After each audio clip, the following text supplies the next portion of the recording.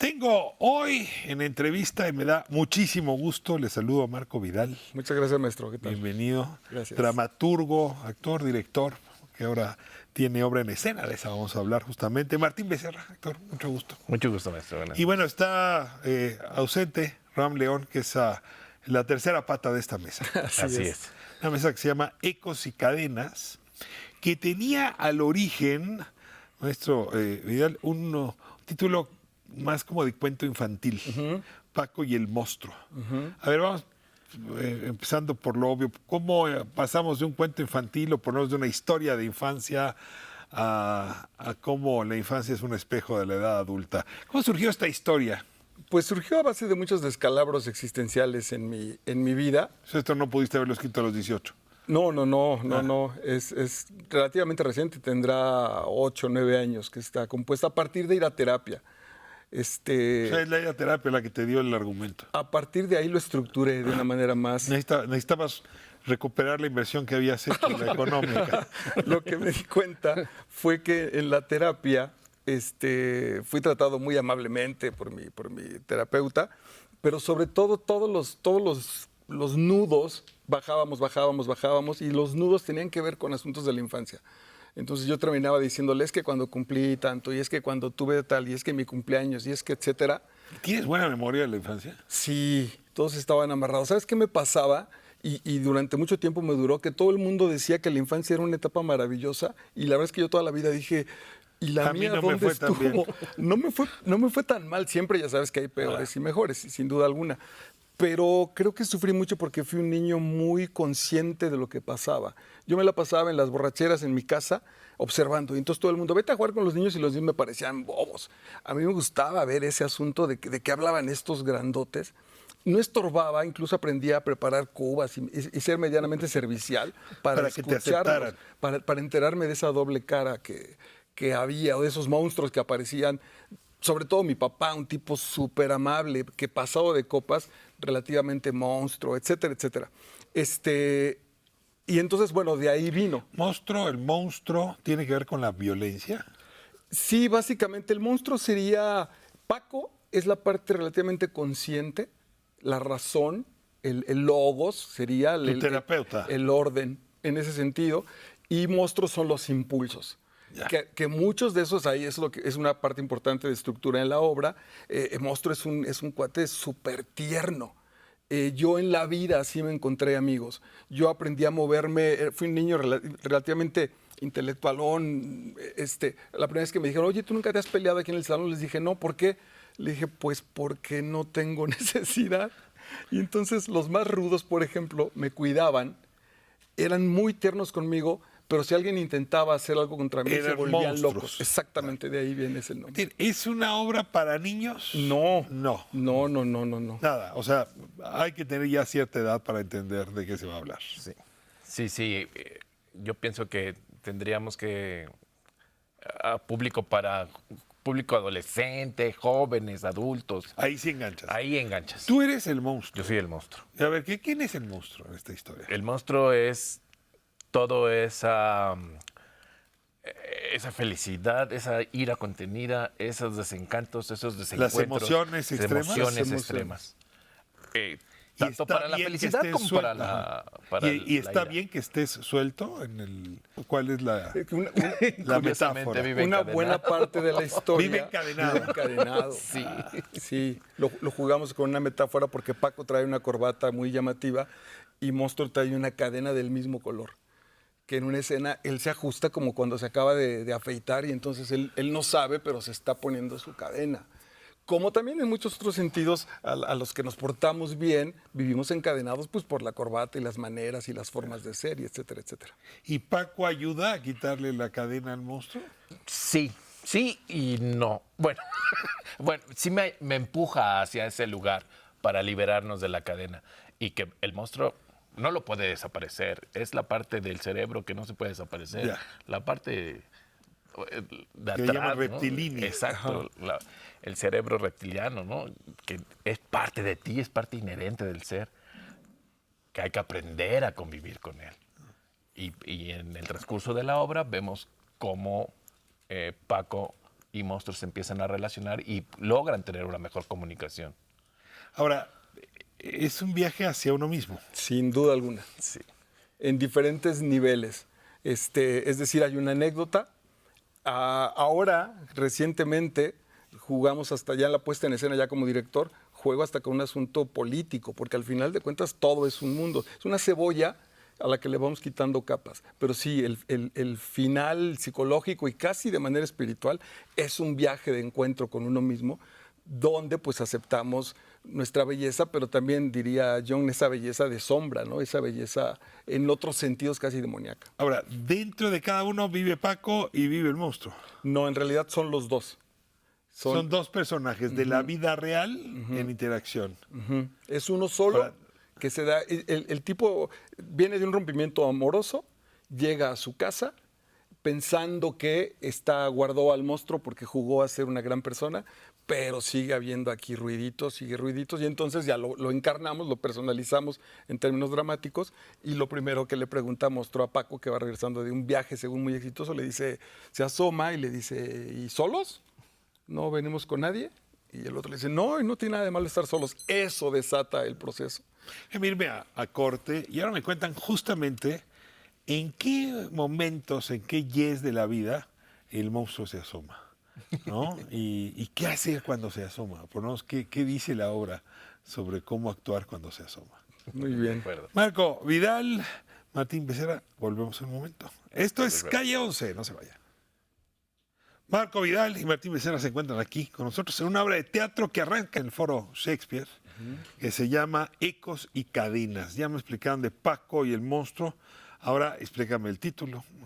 Bueno, nos pasó mucho que la gente se iba con el detalle de que era para niños.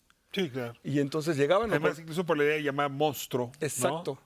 O llegaban con los niños y les decíamos, no pueden pasar, o no se animaban a ir porque no, pues porque decían, es sobre un asunto infantil. Sí. Porque además hay un par de rompimientos, hay una tercia de rompimientos emocionales, que es el punto más álgido de la obra, donde se juega de manera metafórica y aparecen unos payasos.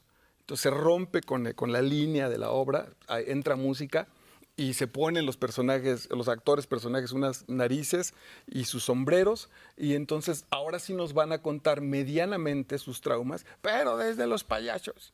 Entonces había una vez un niño que sufrió mucho porque su papá no lo quería, que en realidad es lo que ellos están viviendo interiormente, pero disfrazado de chiste o de borrachera o de que yo gané al final. Y entonces eso nos costaba mucho trabajo, y yo creo que como al final hay un asunto de reencuentro, ecos son todos esos asuntos infantiles que estamos guardando, y las cadenas, las que también trajimos desde ahí y que solo ahora mismo nosotros nos integramos a dónde me encadeno mejor, llamado ahora, pensaría yo, comodidad, supuesta calma, estabilidad, que no dejan de ser cadenas, que no nos impiden seguir avanzando y conociéndonos hacia adentro. Estas son preguntas que tú te hiciste en un momento dado de tu vida, no sé, en ese momento a los 18 no se me hubieran ocurrido. ¿Qué sucede en la vida de los 40, de los 50, que de pronto es necesario ir a ver cómo nos programaron desde la más tierna infancia? Y lo que te preguntaba un poco antes de irnos a corte, no solamente qué sucede, es qué lo provoca, el desamor, el que la expectativa de vida que te imaginabas no fue, el que la salud empieza a acecharte, la mala salud, en fin, ¿qué es lo que hace que alguien a esa edad empiece a ver cosas que no había visto antes y que además no podría haber visto? Fíjate que la respuesta la encontré en otro texto, en otro montaje, un monólogo que se llama No quiero a nadie, que alguna vez incluso justo trabajamos Martín y yo también. ¿Tuyo también? Sí, también mío. No quiero a nadie. Donde nos ha ido muy bien en muchas cosas. Con otra compañía, con los Colochos Teatro, en septiembre vamos a Brasil, después de 10 años, con una obra que ha sido muy exitosa. Y entonces en España, donde... ¿Cuál es la obra? Mendoza se llama. Mendoza. Okay. Ajá, donde nos fue muy bien y nos tratan muy bien. Y entonces yo, en ese caso que interpreto a Mendoza, por el cansancio y todo, me voy a mi cuarto, donde la cama es espectacular y la televisión, y estoy en Madrid y la ventana da al paseo, etcétera. De pronto digo, Ay, aquí de todas maneras algo que dice, no acabo de estar satisfecho, no me siento a plenitud.